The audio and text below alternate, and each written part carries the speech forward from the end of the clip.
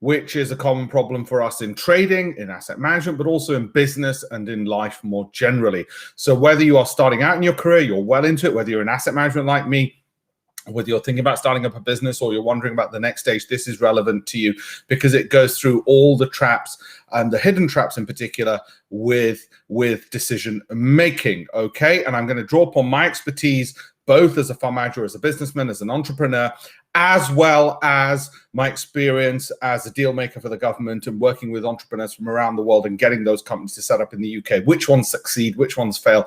Who gets that massive growth? And I've seen a few companies become unicorns from start to finish. So what was it that the winners were doing right? And it wasn't just getting the product right.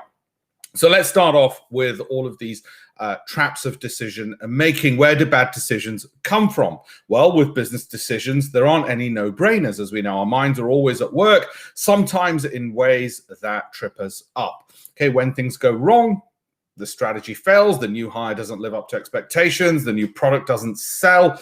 It's always tempting to blame the decision-making process, but often we make bad decisions because mental distortions and biases sabotage our reasoning. Now, whether that's political decision making or whether it is business decision making, if we can overcome those biases, then we will be more successful.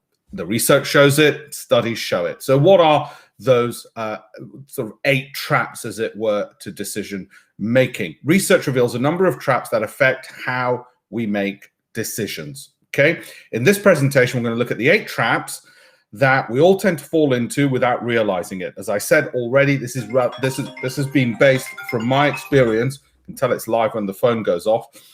This has been based from my experience dealing with entrepreneurs from around the world that we've brought to the UK, but also as an entrepreneur and businessman myself in asset management and the problems we face as traders as well. Okay, so it's a combination of content which is based in this, right? Though we can't get rid of these, we can become more aware of them, monitoring our decision making and that of our team members so that these snares don't hold us up and don't lead to disaster, right?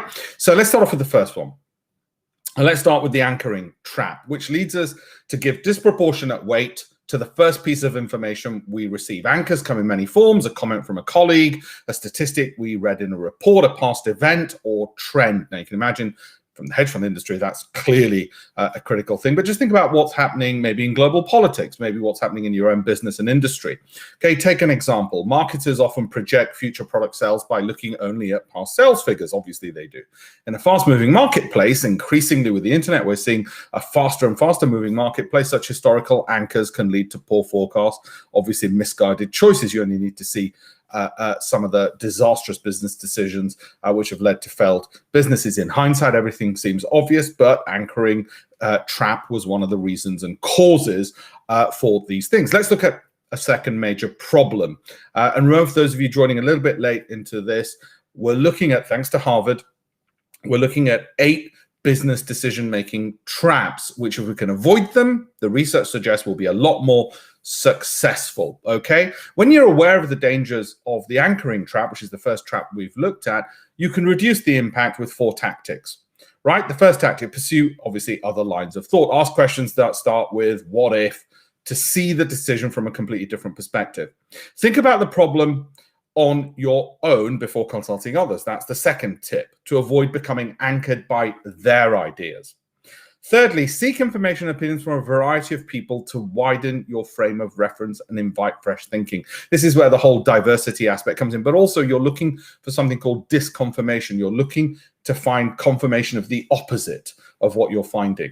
Okay, number 4, when soliciting advice from others, listen carefully before sharing your own ideas to avoid anchoring, so people don't say, yeah, I agree with you, boss. This is the sort of presidential problem where nobody wants to tell the boss or the CEO or the head of government, actually, they're not wearing any clothes. Again, part of avoiding the anchoring traps for better decision making.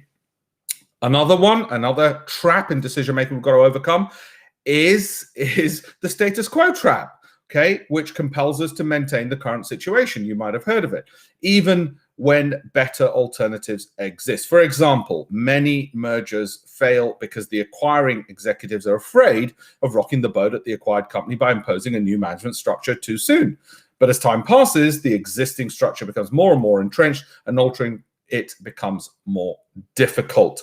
Equally, the status quo trap is something which, when we're dealing with companies from around the world and we're saying to them, look, we want you to set up a global headquarters in the UK, and here's why, and from here, the government will help you go global. As part of my role with the UK government, we're trying to get them to see that the status quo and the slow and steady growth is not really for the kind of entrepreneurs who have great global ambitions, and trying to get them out of that status quo trap. You might, in common parlance, call it being in the comfort zone, but actually academic research shows it does have a real proper name, and that's called the status quo trap. You'd expect it to have a Latin name, wouldn't you?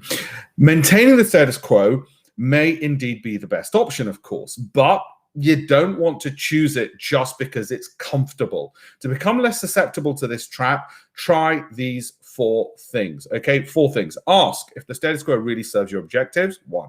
2, never think of it as your only alternative. It's just one of several options. Carefully evaluate the pros and cons of each possibility and consider how they'll all play out in the future as well as the present. Number 3, avoid exaggerating the effort or cost involved in switching from the status quo. Your mind will play that game with you because it doesn't want you to change and move things along. Okay, number 4, don't default to the status quo just because you're having a hard time picking the best option.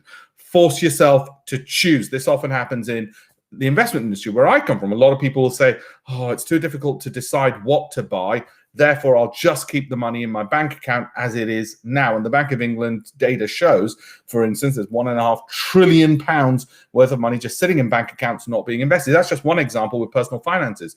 You'll have it in business, you'll have it in entrepreneurship, you'll have it in every single area of life. As I said at the start of this presentation, if we can avoid these 8 major traps in decision making, we will be more successful. Okay, and again, thanks to Harvard for providing this. So let's move to the next one, which is the sunk cost trap. We perpetuate mistakes of the past by making decisions that justify prior choices, even when they no longer seem valid. We do this because we're afraid to admit that we took the wrong path in the first place, and we may naively be hoping to recoup our losses. Now, again, coming from the trading investment background, you can understand why. In business, there's now a term, pivot. They will pivot away because it's seen as something beneficial to do. So they're trying to avoid this trap through pivots. Okay. In the US, it's often said in Silicon Valley, they celebrate failure. Again, it's a way of avoiding this decision-making trap so that you can get to success faster. And don't just take my word for it. Research is what I'm backing all this up with. So here's an example. At a major US bank, the employees responsible for originating bad loans were far more likely to advance additional funds than employees who later took over the accounts. Trapped in an escalation of commitment, the loan originators tried, consciously or not, to protect their earlier flawed decisions. Okay? For all the decisions with a history, make a conscious effort to ignore sunk costs because they can muddy your thinking. Instead, 3 things you should do. 1, ask for input from people who weren't involved in the original decision. 2, remind yourself that even the best managers make mistakes, or best bosses, entrepreneurs, owners, and sometimes smart choices can have bad consequences. 3, don't cultivate a fear of failure. Reward people for the quality of their decision making, not just the quality of the outcomes. And again, this is something I'm sharing with the entrepreneurs we've brought from around the world as part of the Global Entrepreneur Program to the United Kingdom, these scale-up businesses. So part of the advice and information we've given them, mentoring we're giving them, is giving them this kind of know-how to say, look, let's up your game all the time. You're successful with your product, you're successful with your business, you've got many skills, but nobody has all the skills in the world. Okay, we can learn from Warren Buffett's advice about the sunk cost trap. Okay, when you find yourself in a hole, the best thing you can do is stop digging. Right now, let's look at number 4, the confirming evidence trap. Major problem in politics, in business, in management, in leadership. You can, if you overcome this, you will be more successful. Don't take my word for it. Research from Harvard and other places shows this, okay? The confirming evidence trap leads us to seek out information that supports what we already think and reject anything that doesn't. Believe it or not, research has been done on all these things. Consider this example. A CEO was inclined to cancel a plant expansion. So he sought evidence from an executive at another company who had contemplated the same action and then gone through with it. Okay, she of course told him to cancel, giving the CEO the counsel he was looking for. Evidence that supported a pre-existing decision. Of course, we know that's how we do it. It's almost playground-like. But actually, when that happens in my business of asset management or entrepreneurship or in your career choices, it's going to more likely lead to failure. You've got to avoid the confirming evidence trap. How do we do it? To ensure that the choice you're drawn to is a smart one, put it to the test doing these three things. 1, examine all evidence with equal rigor. 2, ask a respected colleague to argue against your potential decision or come up with counter arguments yourself. What's the strongest reason to do something else? Right? When I was setting up my hedge fund and we were trying to raise capital, we'd have what's called an objection clinic. My colleagues would have to, when I was pitching to them, object to every single reason I was giving them to invest with me. And only when we did the objection clinic and then we could find answers to those objections were we ready to go to market. So point number 3, when seeking advice from others, don't choose people who are likely to agree with you and don't ask leading questions that invite confirming evidence. I know we all do it. Don't do that. If you do that, you will fall into the confirming evidence bias. You will make bad decisions. You are less likely to be successful as a result. Okay, right? Here's another one. Is another of the 8 decision-making traps which stop companies and business people and managers from getting successful. And it's this: we often fall into the framing trap when we misstate a problem by defining a choice as a gain or a loss, even when it's neither, right? So how does this happen? What's going on? For example, consider 2 versions of an insurance company's plan to minimize the loss of cargo on 3 barges. The first version is framed as saving the cargo of one of the 3 barges worth $200,000. The second is presented as resulting in the loss of 2 of the 3 cargoes worth $400,000. Studies show that given these 2 options, most people would choose the first because it's presented as a gain rather than a loss, even though the 2 plans are actually identical. In other words, how we frame things is going to shape our decisions, and sometimes we frame it in a way to lead us to a decision which we actually want to take because of the comfort factor or the status quo or one of the other biases. We have to avoid doing this. So how do we avoid falling into the framing trap? You can limit the adverse effects of framing by taking some precautions. What are those precautions? Here they are. Okay, don't automatically accept the initial frame. Always try to view the problem in various ways. Then near the end of your decision-making process, ask yourself how your thinking might change if the frame were different. 2, pose problems neutrally, not as a gain or a loss. Returning to the barges example, you might state the gains and losses at the same time, outlining the plan as saving 1 cargo and losing 2. Put all the frames in one place, as it were. Okay. Number 3, to avoid the framing trap and make better decisions, research shows, number 3, when others make recommendations, challenge how they frame the problem. Try suggesting different frames. Again, you know it. If you're a parent, you know how children frame things. They're very good at it, but actually it goes into our adult work. I know from asset management, for instance, people will often say, and they'll combine it with the sunk cost problem, oh, I've already lost this much money with it. Oh, well, actually, if I get out of this investment, I'll lose this, but they won't frame it in terms of what they might gain. Let's avoid that by actually looking at the 3 different ways of avoiding the whole framing trap entirely, by putting into a different perspective and putting gains and losses side by side instead of as separate decisions to be made. Trap number 6, which leads to bad decision making and research shows leads to less success in life, career, and management and entrepreneurship. So number 6, the last 3 traps, this one and the 2 that follow, are all related to forecasting and estimating.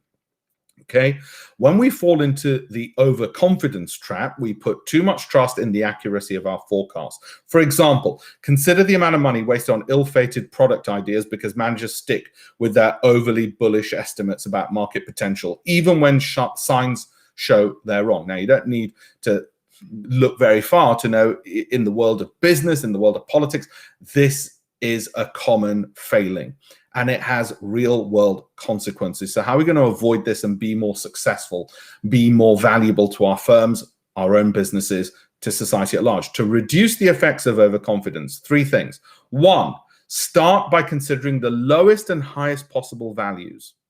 What's the smallest feasible number in your estimate? And what's the largest? This will help you avoid being anchored by an initial estimate. 2, next, try to imagine circumstances in which the actual figure would fall below your low or above your high, and adjust your range accordingly. What might cause the range to be even greater? Okay, as an asset manager, as an investor, as a trader, I have to do this. As an angel investor, I have to do this. When we're talking with entrepreneurs setting up in the UK, and they say to me, right, these are our business plans, and we're helping them work out where they might be going, this is us mentoring and bouncing that off them and saying, well, actually, let me challenge you on that. Number 3, challenge team members' estimates in a similar fashion. That's the job of a mentor. If you're a mentor to entrepreneurs and business people, this is one of your prime jobs. Okay, decision-making trap number 7. The next estimating trap is the opposite of overconfidence, and it's equally troublesome. We often use excessive caution when we try to predict uncertain events. Okay, this is the person who, again, I'm going back to asset management. This is the person who says, well, I think the markets are all going to collapse, and they miss one of the biggest rallies in the world. So how come people like Warren Buffett get rich? Or George Soros? Or in the world of entrepreneurship, how come you don't fall into the pessimism trap and never start anything? Okay, the trick is to find a happy medium between being overly confident and overly prudent, of course. But it helps to know others suffer from these psychological traps. So here's an example.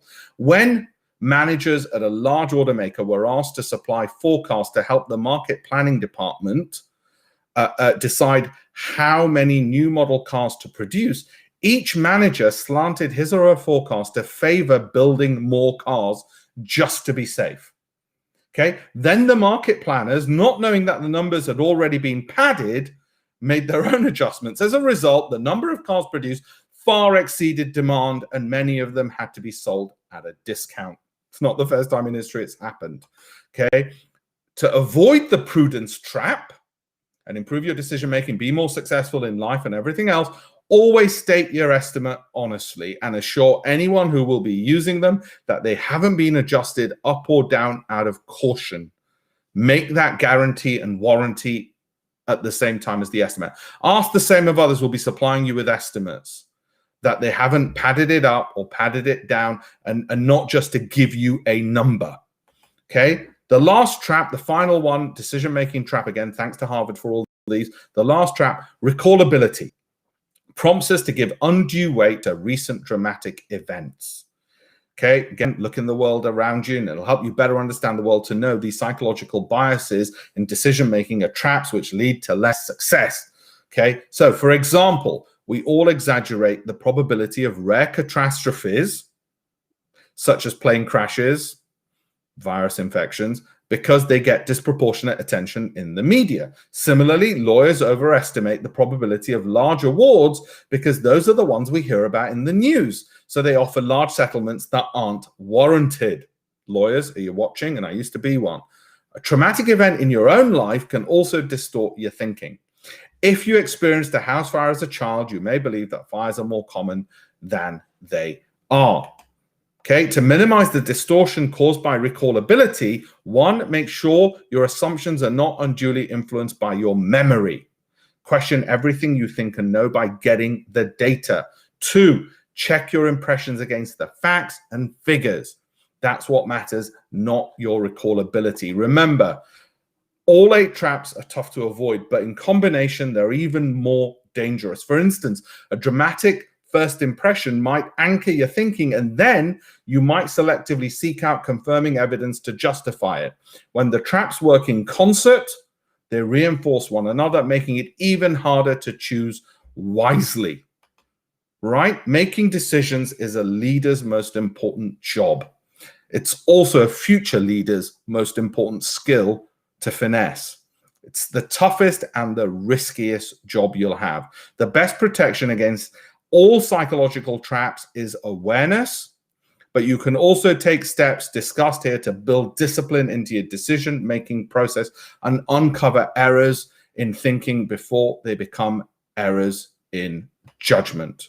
Okay, let's look back at the 8 traps and think about how to develop our awareness and put the advice into action. Also put in the comment section, which traps do you think you struggle with the most as a team? Are you willing to give other advice on that? And are we at risk of falling into any of the traps on the projects that you're working on? What advice would you give others from what you've heard? So let me just remind you briefly of those traps. I'll go back to the earlier slide of all the major traps and how it's really important to avoid these. There they are.